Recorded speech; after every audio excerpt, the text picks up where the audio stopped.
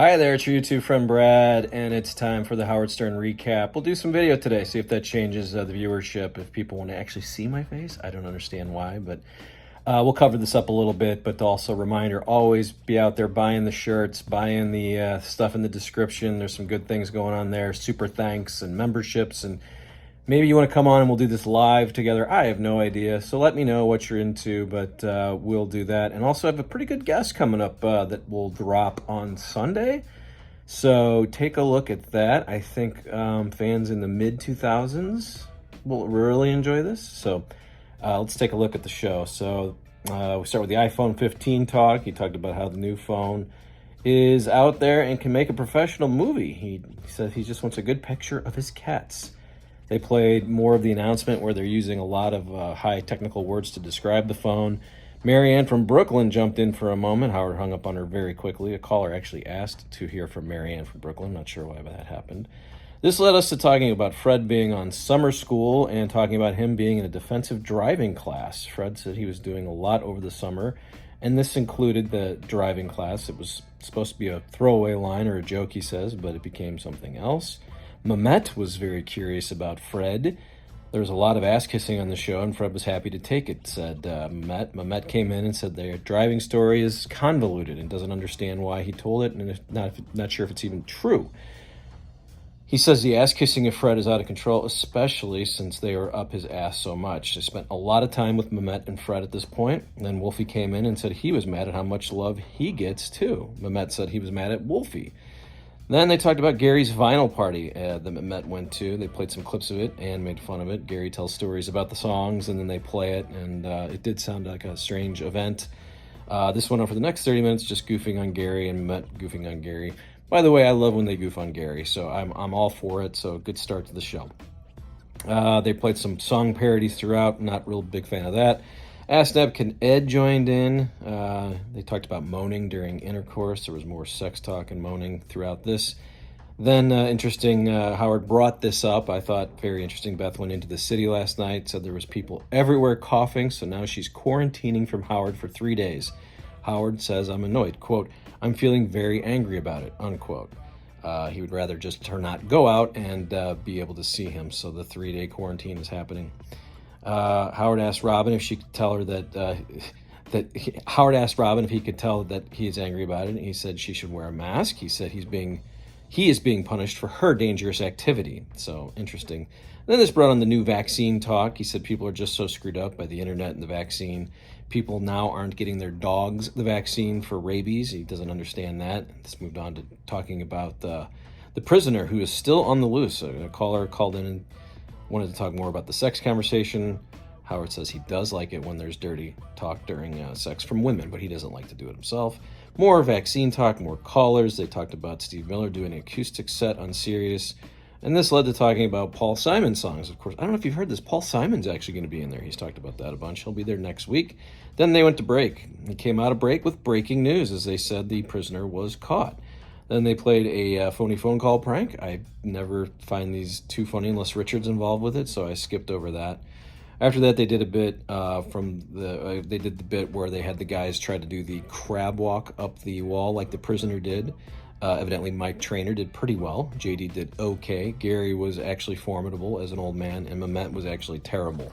Mehmet wanted to keep trying and just could not get it together. And that was a bit that happened for about a half hour of the show.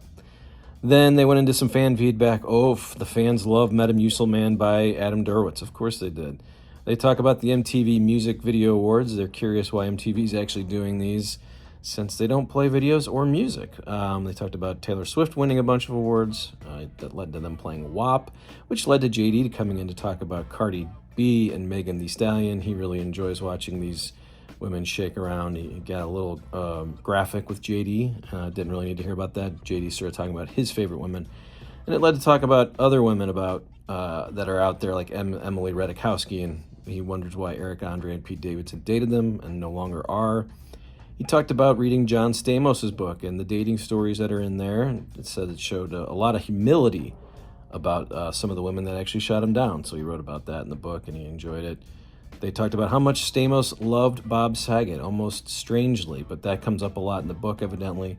And this led to talk about Arnold Schwarzenegger's new book. Both Gary and Howard love it. Gary says the audiobook is awesome. Howard says he thinks he enjoyed the story about his horse Shotzi, but he did say it's a pretty inspirational book and not just the story of his life. So shout out to Arnold Schwarzenegger's new book from Howard. Caller then called in to talk about his wife losing weight to Ozempic. He says she's not Howard says it's not obese women having problems with it, but the less obese. It's just interesting how much Ozempic comes up on the show, almost as if they're paying, even though Howard sometimes kind of talks bad about it, but there's a lot of Ozempic talk. This went on for about a half hour. He started doing an impression, I think it was Uncle Jed is what he called him, just giving out pills and giving out shots. Then Wendy called in. I'm not sure if this is how I'm not really listening as much anymore. I'm not sure if this is actually Wendy or